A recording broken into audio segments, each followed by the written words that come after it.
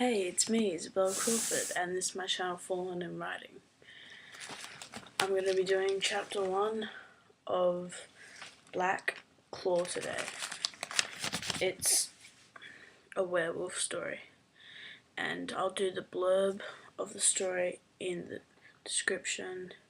Make sure you press the subscribe button that's around there somewhere, and comment in the comment section down below, rather than Jonathan style. Anyway, here's Black Claw, page 1 of chapter 1.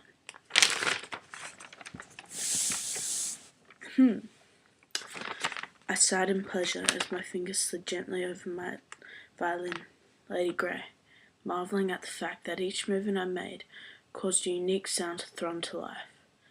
I was bored out of my happy moment when I heard my mother calling me, telling me to get out of bed. I woke up hours ago. Suckers, I muttered. Let me introduce myself, eh?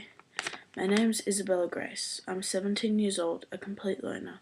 I have brown hair that falls in gentle waves down my back, browny black eyes, and a serious temper. Oh, by the way, I'm a werewolf. Weird, right? I stealthily climbed my house using the fig vines that grew there until I reached my window. I packed Lady Grey away and put on a fake sleepy voice. 5 more minutes, I lied.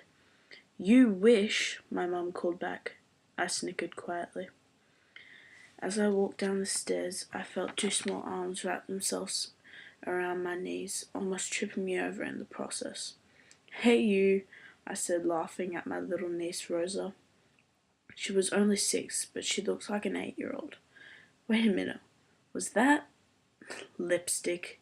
Kids these days, I muttered to myself while picking up Rosa and bringing her down to her grandmother, aka my mother.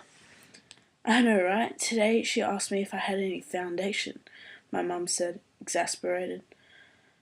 I turned to Rosa and told her sternly, Rosa, you are perfect just the way you are, even if it sounds corny.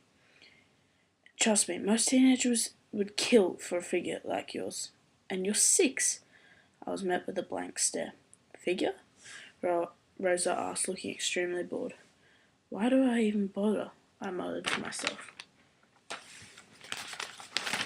Page 2. It's like ripped. My mum tossed me my car keys and purse, muttering about how forgetful I was. I laughed. After breakfast, I packed my bag, taking a spare change of clothes in case of a wolf emergency. I sighed. I haven't had a run yet, so it meant I would have to wait. After that place of hell they called a school. I hate it when I have to wait. Seriously, hate. 6 hours of mind-numbing boringness, and later, I was finally free.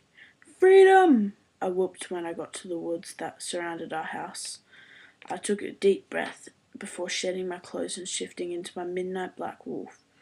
I ran, jumping over rocks and streams, not to mention thoroughly stretching my muscles. By the time I was done, I realized it was getting dark. I was galvanized into action, sprinting towards the house. When I finally reached the house, I was met by Mum, who was very straight to the point. Where have you been? She asked, glaring daggers at me.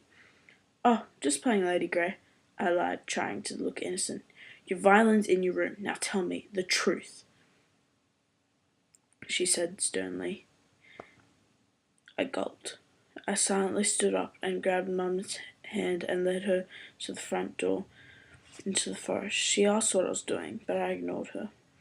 When we reached the clearing, I left her standing at the edge of it. I walked into the middle. Mum, don't freak out, okay? She nodded silently. I sighed. You were never supposed to find out, I whispered shakily. I shifted. When I was fully in my black wolf, I howled at the stars for as long as I could before looking up to see my mother smiling softly at me. I cocked my head to the side curiously. The smile changed into a smirk. Then she said loud and with surprising authority, I always knew. And before I knew it, my mum shifted. I yelped in surprise before shifting and putting my clothes back on. I looked at the wolf that was my mother and gasped. Mum was a stunning pure white wolf with a slightly smaller body than mine. Mum shifted back into her human form, and when she was changed, she said, "Darling, I'm sorry I didn't tell you, but I didn't know if you were a werewolf. When you always disappeared into the forest, I had hope. Then, then you never said anything about it, and I gave up. I'm sorry," she said shakily. "You never run, though. I've never seen you, and I've never smelt your scent," I said. Well, more like stated. She smiled. I run at night when you're asleep." There was silence for a while before I said timidly, "Mum?" She looked at me curiously. "Will you go run with me, like, now?" "Rosa's asleep," I asked. Mum smiled and nodded. We shifted. When we got back into the house, I was pretty worn out, but incredibly happy. Soon sleep claimed me and I could think of no more. I woke up with a smile on my face, and when I saw just how creepy that smile looked, I grimaced. I looked for the time on my phone and saw that it was already 3 p.m. I briefly wondered why Mum didn't wake me before my bladder claimed my attention. When I got down the stairs into the kitchen, I froze. The furniture, chairs, pots, knives, anything, were all broken or damaged in some way or another. There was a note on the floor. When I read it, I gasped. "The girls are safe, but if you ever want to see them again, walk outside, kneel on the ground with your hands above your head. BC." "Who is BC?" I said aloud. I walked outside trying to look brave and confident, when in reality I was breaking on the inside. I kneeled down slowly, and when I hit the ground, I only had to wait for a second before the world went black. And that is chapter 1 of Black Claw. Hope you liked. And if you want to give, I haven't actually written the chapter 2 for this, considering that was like 4.5 pages of my notebook.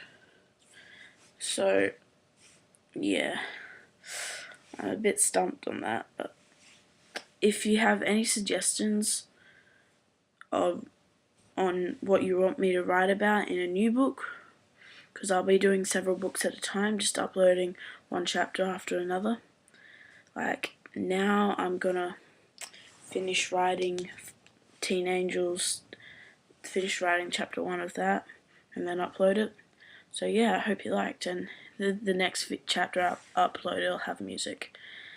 Just Titanic on ukulele, because it's very calm and peaceful, and it can be used as background music. Anyway, rate, subscribe, and comment, and thank you for watching.